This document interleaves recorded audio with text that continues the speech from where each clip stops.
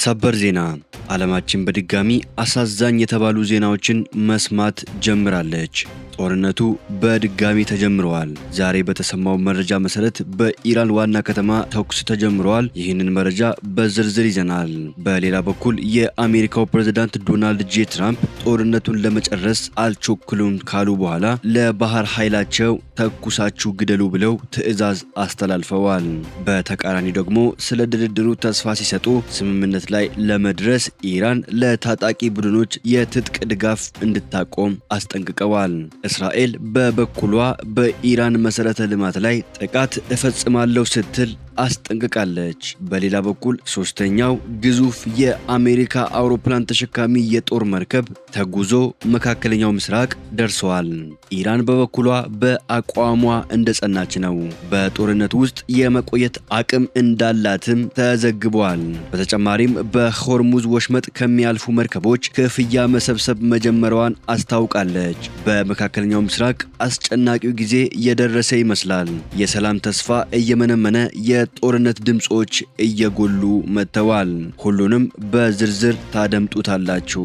ጤና ይስጥልኝ ውድ ተመልካቾቻችን፣ አሁን የተሰሙ ሰበር መረጃዎችን እኔና ባልደረባዬ አጠናክረን ይዘንላችሁ መጥተናል። አብራችሁን ቆዩ።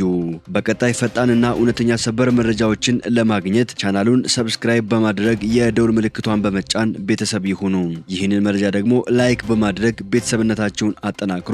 አሁን መረጃዎቹን በዝርዝር እንመለከታለን። እስከ መጨረሻው አብራችሁን ቆዩ።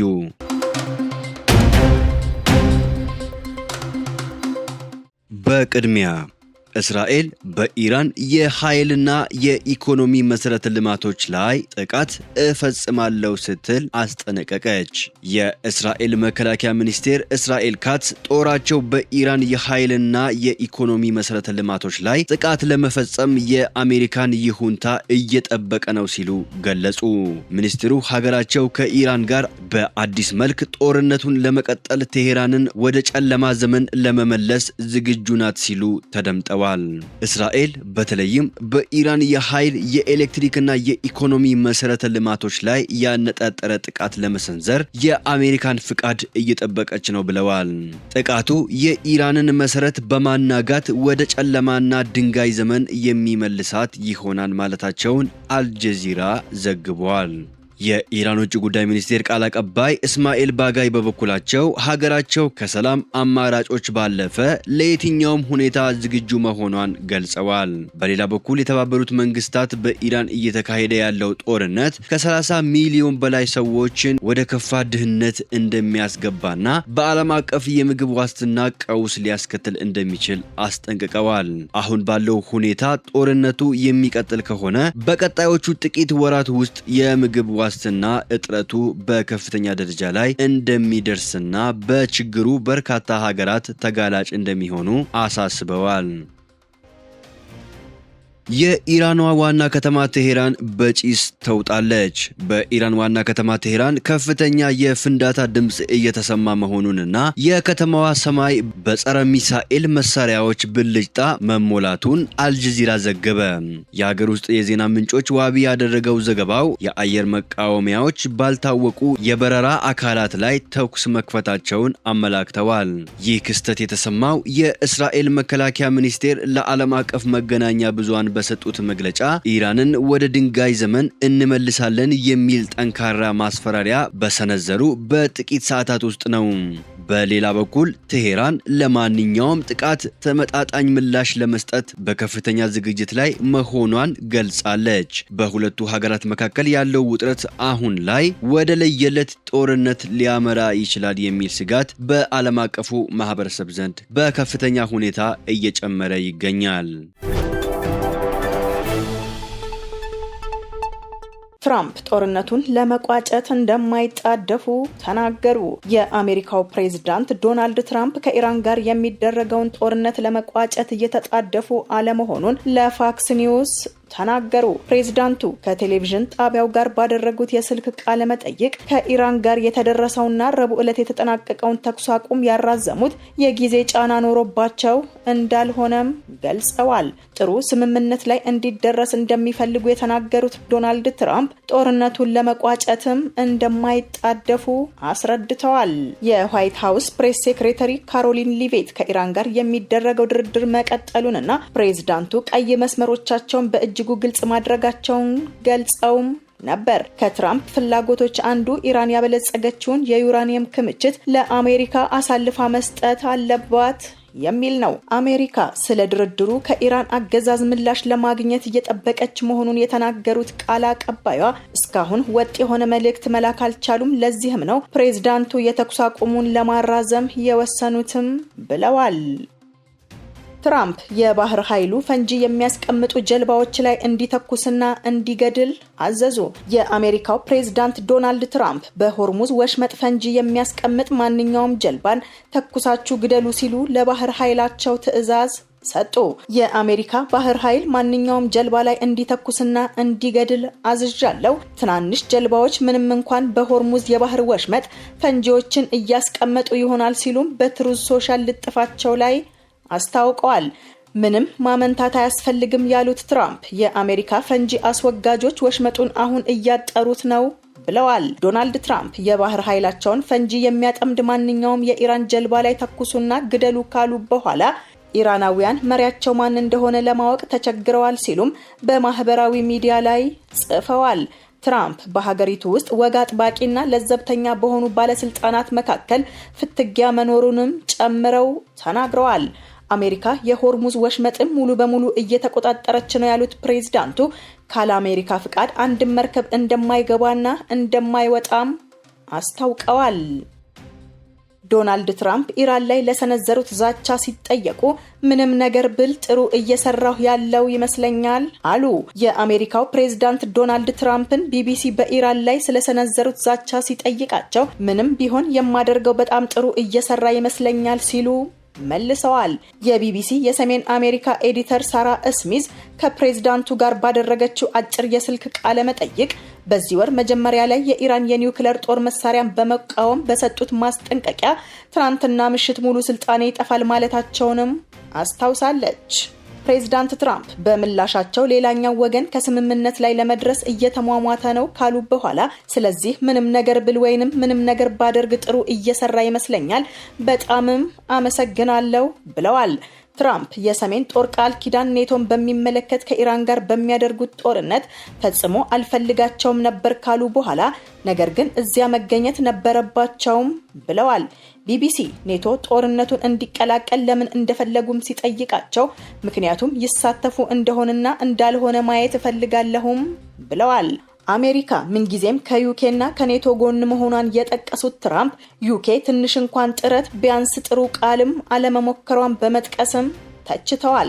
አክለውም ከዩናይትድ ኪንግደም የመጡ ብዙ ሰዎች ሀገራቸው በጦርነት ውስጥ ላለመሳተፍ መወሰኗ በሚገርም ሁኔታ መጥፎ ውሳኔ እንደሆነ መናገራቸውንም ጠቅሰዋል። ዩናይትድ ኪንግደም አሜሪካ በመካከለኛው ምስራቅ ለምታካሄደው ጦርነት ለመከላከያ የአየር ጥቃቶች ብቻ እንድትጠቀምም ፈቅዳለች። ቀደም ሲል ትራምፕ ከዩናይትድ ኪንግደም ጠቅላይ ሚኒስትር ኪር ስታመር ጋር ያላቸው ግንኙነትን በተመለከተ ሲናገሩ የሰሜን ባህርን ከከፈተና የስደት ፖሊሲያቸው ጠንካራ ከሆነ ያገግማል ብለው እንደሚያምኑም ተናግረዋል። ነገር ግን ይህንን ካላደረገ እድል ያለው አይመስለኝም ብለዋል። የአሜሪካ ጦር በህንድ ውቅያኖስ የምትቀዝፍ ማዕቀብ የተጣለባት የኢራን መርከብን መያዙን ገለጸ። የአሜሪካ ጦር ከኢራን ነዳጅ የጫነች ማዕቀብ የተጣለባት መርከብን በቁጥጥር ስር ማዋሉን አስታወቀ። የመከላከያ ቢሮ በኤክስ ገጹ ላይ የአሜሪካ ጦር ማዕቀብ በተጣለባት ሀገር አልባ መርከብ ኤምቲ ማጀስቲ ኤክስ በህንድ ውቅያኖስ በኩል ከኢራን ነዳጅ በማጓጓዝ ላይ ሳለች አስቁሞ ፍተሻ አካሂዷል ብሏል። ቢሮው ለኢራን የቁስ ድጋፍ ያደርጋሉ ተብለው የሚጠረጠሩ መርከቦችን አስቁሞ መፈተሹን እንደሚቀጥልም አስጠንቅቋል። የባህር ትራንስፖርት ክልከላ ማለት ሕግ ተላልፏል ወይንም ስጋት ነው ተብሎ የተጠረጠረ መርከብን መፈተሽ ወይም በቁጥጥር ስር መዋልንም ያካትታል። አሜሪካ በሆርሙዝ ወሽመጥ ላይ እገዳ ከጣለች ጀምሮ በርካታ መርከቦች እንዲመለሱ ወይንም እንዲቆሙ አድርጋለች። መርከቧ ከኢራን ርቃ በህንድ ውቅያኖስ ላይ እየቀዘፈች የነበረ እንደሆነም ተገልጿል።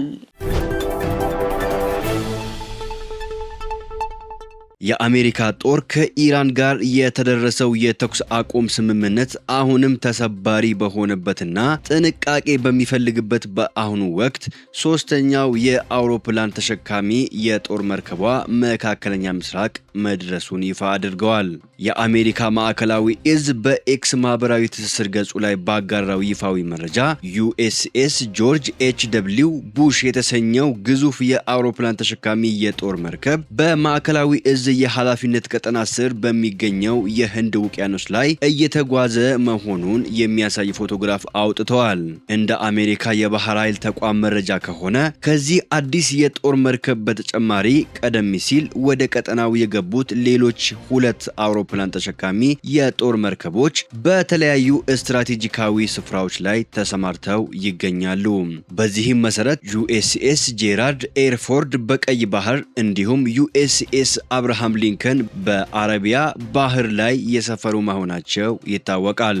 ይህ የሶስተኛው የጦር መርከብ ወደ ቀጠናው መግባት አሜሪካ በመካከለኛው ምስራቅ ያላትን የባህር ላይ ወታደራዊ ኃይል ስምሪት እና ዝግጁነት ይበልጥ እያጠናከረች መሆኑን በግልጽ የሚያሳይ ክስተት ሆኗል። ኢራን በሆርሙዝ ወሽመጥ ከሚያልፉ መርከቦች ክፍያ መሰብሰብ መጀመሯን አስታወቀች። ኢራን በሆርሙዝ ወሽመጥ በኩል ከሚተላለፉ መርከቦች የተሰበሰበው የመጀመሪያው የገንዘብ ክፍያ ወደ ሀገሪቱ ማዕከላዊ ባንክ አካውንት መግባቱን የኢራን ፓርላማ ምክትል አፈ ጉባኤ አስታወቁ። ታስኒም የተባለው የኢራን ዜና ወኪል ምክትል አፈ ጉባኤ ሐሚድ ሬሃጂ ባቤ ገንዘቡ ገቢ መደረጉን እንጂ ከማንና እንዴት እንደተሰበሰበ ዝርዝር ማብራሪያ እንዳልሰጡም ዘግቧል።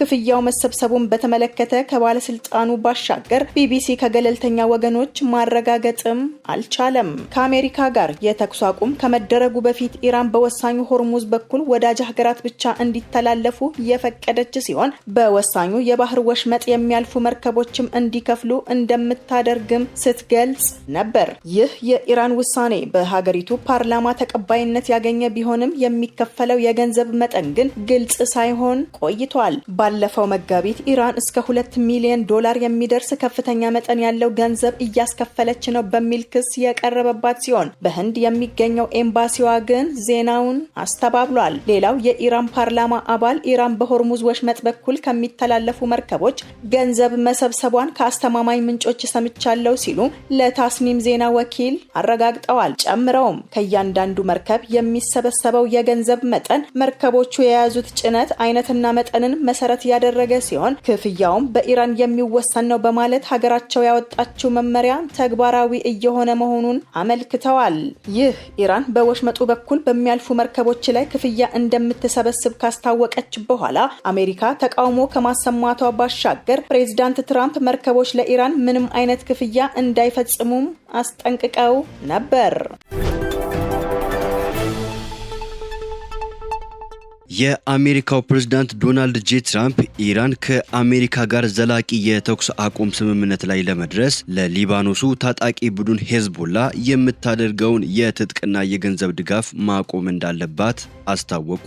ፕሬዝዳንቱ ይህንን የተናገሩት በኦቫል ኦፊስ ውስጥ በእስራኤልና በሊባኖስ መካከል በአምባሳደሮች ደረጃ የተካሄደውን ሁለተኛ ዙር ድርድር ከመሩ በኋላ ለጋዜጠኞች በሰጡት መግለጫ ነው።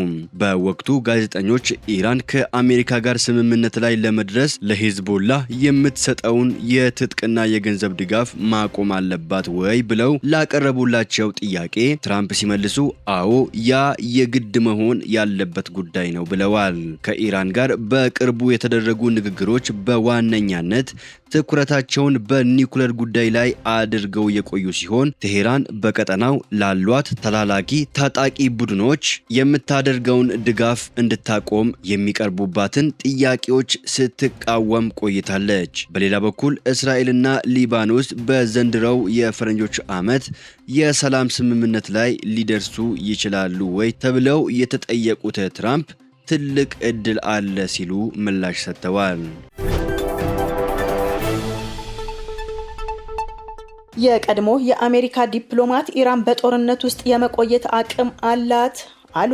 የቀድሞ የአሜሪካ ዲፕሎማት ዴቪድ ሳተርፊልድ ኢራን የምጣኔ ሀብት ጫናን ከአሜሪካና ዶናልድ ትራምፕ የበለጠ የመቋቋም አቅም አላት አሉ። ዲፕሎማቱ አሜሪካ ከኢራን ጋር የምታደርገው ጦርነት ውጤት የሚወሰነው ማን ረዥም ጊዜ ጦርነት ውስጥ ይቆያል በሚለው ነውም ብለዋል። በኔ እምነት ኢራን ረጅም ጊዜ ጦርነት ውስጥ መቆየት ትችላለች ሲሉም ለቱዴይ ፕሮግራም ተናግረዋል።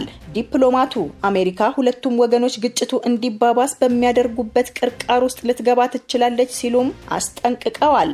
ሳተርፊልድ አሜሪካ ወታደራዊ እርምጃዎችን የምታጠናክር ከሆነ ኢራን በፍጥነት በባህረ ሰላጤው በሚገኙ ሀገራት ላይ የበለጠ ጉዳት ታደርሳለች ብለዋል።